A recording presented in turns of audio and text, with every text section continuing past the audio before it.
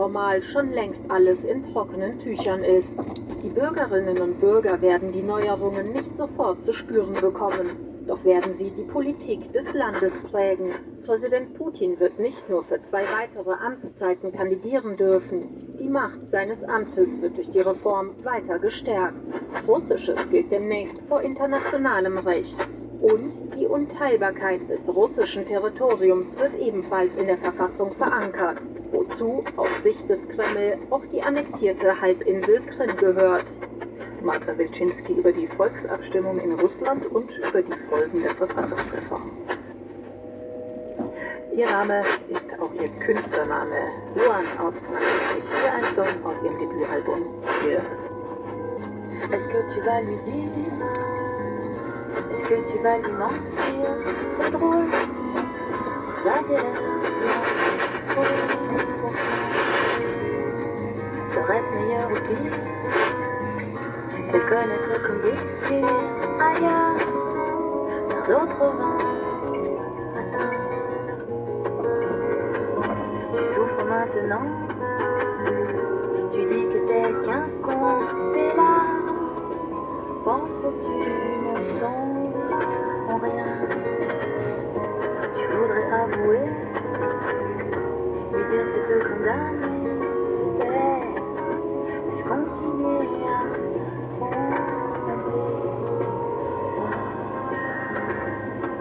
une boule dans ta gorge, tu voudrais oublier les mensonges.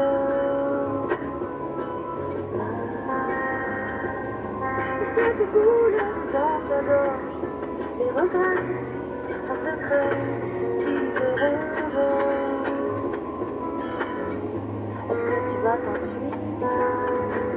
Un secret lourd à tenir.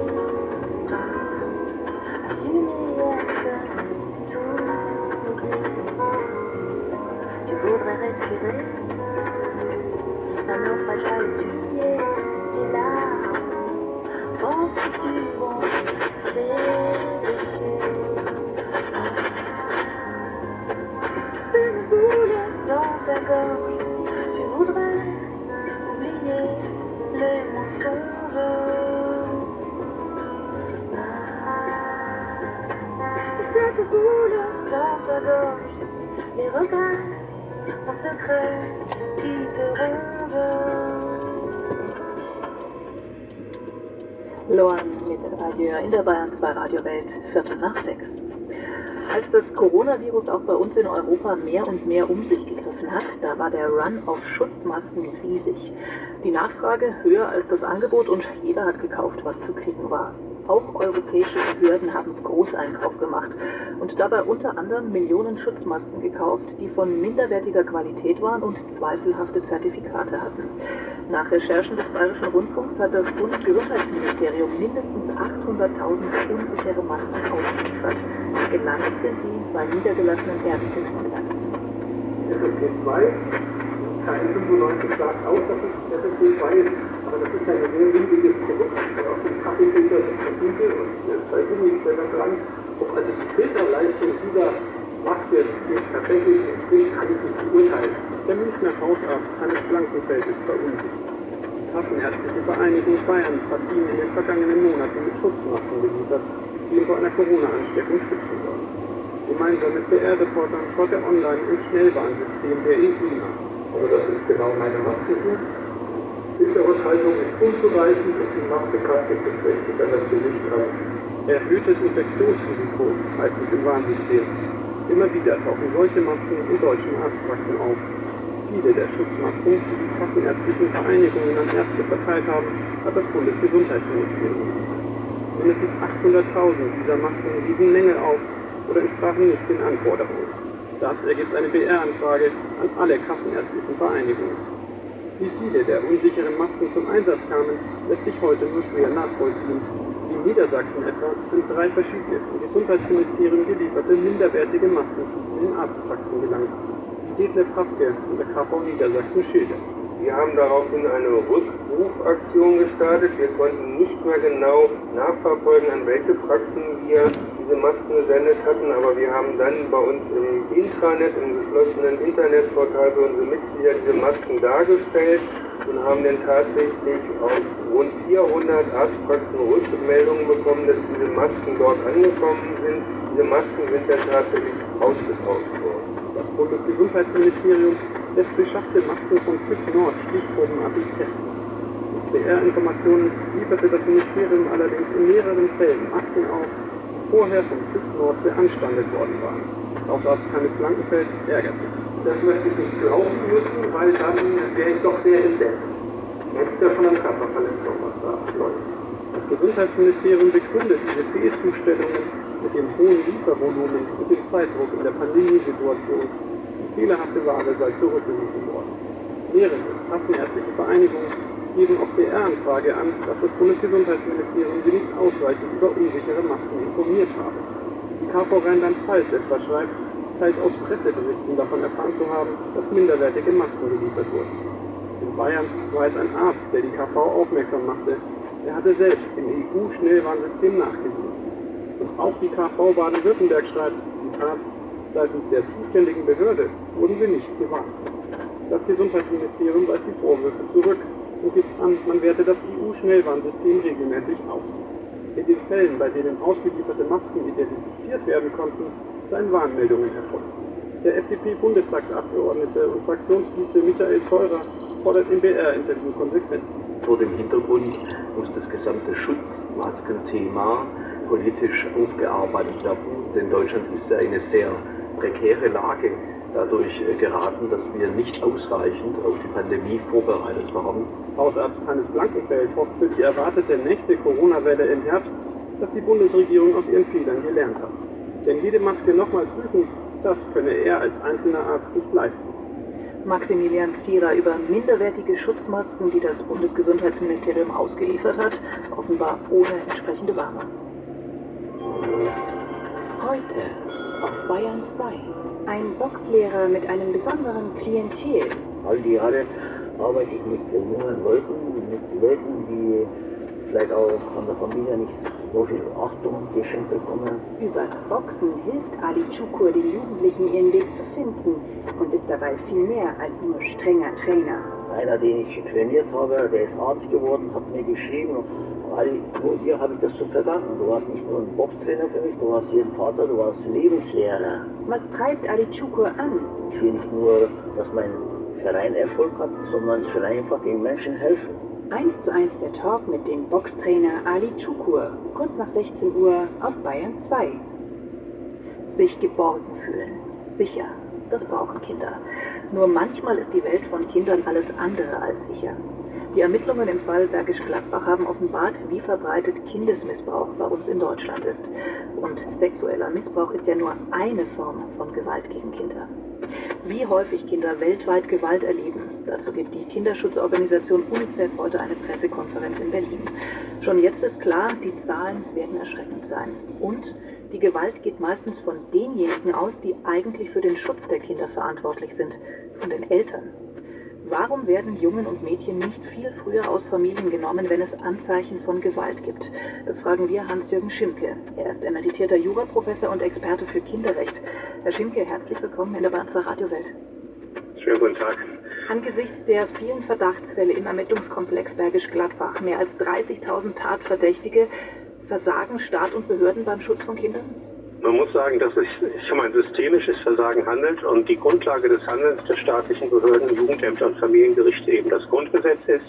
Und das Grundgesetz legt die primäre Verantwortung für die Kinder den Eltern auf und der Staat hat nur ein nachrangiges Wächteramt, also eine subsidiäre Rolle. Und auf dieser Basis sind die Eltern eben primär verantwortlich für ihre Kinder und der Staat tut sich extrem schwer, in diese Verantwortlichkeit einzugreifen.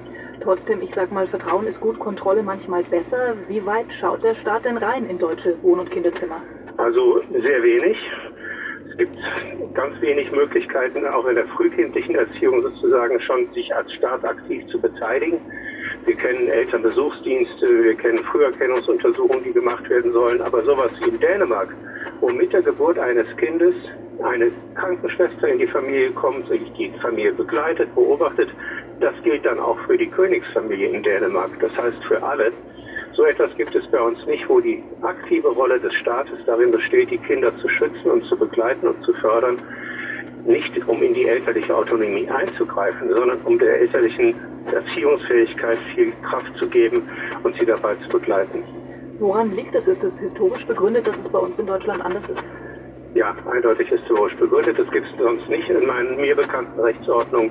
Das sind die fürchterlichen Erfahrungen des Nationalsozialismus, die unseren Grundgesetzgeber dazu bewogen haben. Das war sicherlich richtig, aber heute ist das System überholt. Was muss denn passieren bei uns in Deutschland, dass tatsächlich dann auch ein Kind vielleicht aus einer Familie rausgenommen wird? Also welche Grenzen muss man da überschreiten? Ja. Die Eltern müssen das Kind so schwer schädigen, dass in der Zukunft schwere und nachhaltige Nachteile für dieses Kind zu erwarten sind. Man muss sogar eine Prognose abgeben. Das heißt, es reicht nicht, wenn Eltern die Kinder geschädigt haben, sondern der Bundesgerichtshof verlangt auch, dass eine Prognose ergibt, dass diese Schäden nicht mehr zu überwinden sind für das weitere Schicksal des Kindes. Und das macht es den Jugendämtern extrem schwer. Sie müssen nicht nur sagen, dieses Kind ist geschädigt worden, sondern sie müssen auch sagen, diese Schädigung hat erhebliche nachteilige Auswirkungen für die Zukunft. Das ist eine außerordentlich hohe Hürde. Wie ist das denn vereinbar mit dem Recht, das ja jedes Kind auch hat auf Schutz? Das ist die große Schwachstelle an der Stelle. Wir haben hier nur die UN-Kinderrechtskonvention und es wäre dringend erforderlich, dass der Schutz des Kindes im Grundgesetz normiert wird und damit dem Elternrecht gegenübergestellt wird. Dann hätten die Gerichte wirklich eine Möglichkeit, nicht zu fragen, haben die Eltern versagt, sondern zu fragen, wird das Recht des Kindes auf Förderung hier angemessen berücksichtigt. Das heißt, die Jugendämter bräuchten einfach mehr Möglichkeiten, um einzugreifen?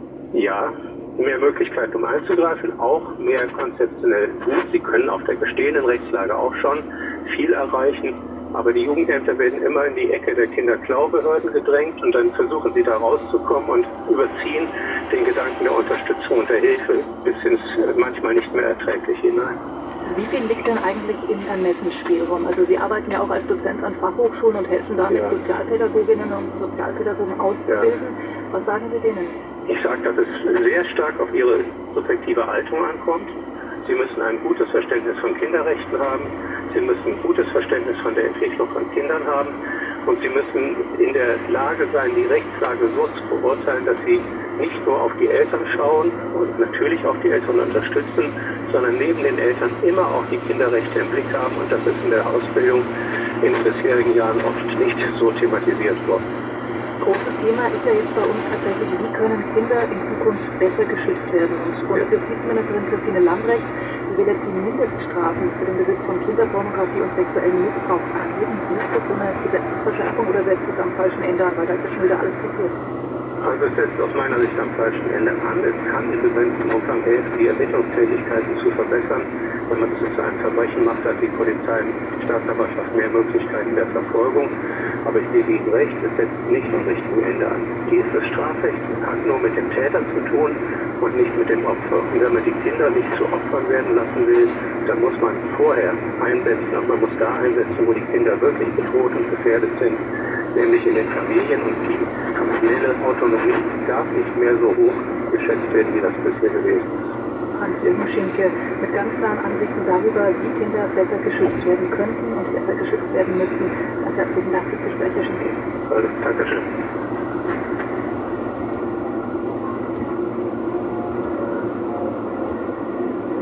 Anfang der 80er. Schulterpolster waren total angesagt. Jeder hat am Zauberwürfel gedreht und dieser Song hier war ein Riesenhit. Grover Washington, The Withers, Just the Two of Us.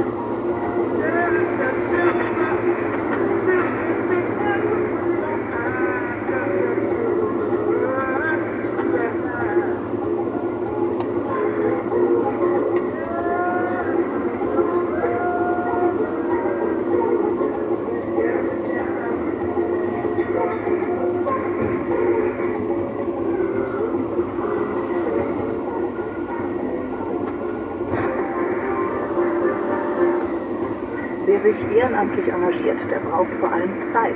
Die haben eher ältere Menschen, aber genau die gehören auch zur Corona-Risikogruppe und lassen ihr Ehrenamt deswegen jetzt teilweise ruhen. Wie sehr sie fehlen, darum geht es bei uns noch vor 7. Jetzt Nachrichten, Radio 40. Bayern 2, Nachrichten Guten Morgen. Unsichere Schutzmasken. In der Hochphase der Corona-Pandemie haben Mediziner, auch im Freistaat, insgesamt mehr als 800.000 Masken vom Bund erhalten. Viele davon wiesen allerdings Mängel auf oder entsprachen nicht den Anforderungen. Das hat eine BR-Anfrage an alle kassenärztlichen Vereinigungen ergeben. Das Bundesgesundheitsministerium räumte Fehler ein. Die schadhafte Ware sei aber zurückgerufen worden. Neue Schulden. Der Haushaltsausschuss des Bundestags hat am Abend um 2 Uhr das Haushalt gebilligt. Damit soll das Konjunkturpaket gegen die Folgen der Corona-Krise finanziert werden. Vorgesehen ist eine Rekordneuverschuldung von insgesamt rund 218 Milliarden Euro. Heute soll der Bundestag den Plan verabschieden. Geänderte Verfassung. Russlands Präsident Putin kann künftig für 2 weitere Amtszeiten kandidieren und so bis 2036 im Amt bleiben.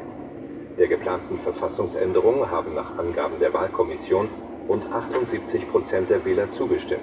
Die Reform sieht außerdem eine jährliche Rentenanpassung vor. Die Opposition nannte das Referendum eine riesige Lüge. Zusätzliche E-Mobilität. BMW eröffnet heute in seinem größten europäischen Werk in Dingolfing ein neues Zentrum für den Bau von Elektroantrieben. Mittelfristig sollen dort rund 2000 Mitarbeiter an E-Motoren, Batteriemodulen und Hochvoltspeichern arbeiten. Ein Gespräch dazu mit der DIW-Expertin Kempfert hören Sie gleich hier in der Bayern 2 Radiowelt. Mehr Auslandsreisen. Für die Sommermonate Juli und August buchen die Deutschen wieder zunehmend internationale Pauschalreisen. Das teilte der Deutsche Reiseverband mit. Gefragt seien vor allem Flugreisen ans Mittelmeer, etwa auf die Balearen. Die Gesamtzahl der Buchungen liege jedoch weiter deutlich unter denen der Vorjahre. Soweit die Nachrichten um 12:30. Bayern 2, Wetter und Verkehr. Wechselnd bewölkt mit sonnigen Abschnitten und teils kräftigen Schauern und Gewittern bei mitunter lebhaften Winden.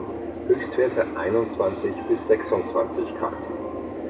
Die Bayern 2 Verkehrsübersicht A3 Passau Richtung Nürnberg zwischen Vilburg und Neumarkt Ost ein Unfall auf der rechten Spur. Weiter Richtung Nürnberg zwischen Altdorf und Nürnberg-Mögeldorf 6 Kilometer Stau wegen Bauarbeiten. A92 Deckendorf Richtung München zwischen Moosburg Nord und Gerding 4 Kilometer Stau wegen Sanierungsarbeiten. Die Zeit, es ist 6:33 Uhr.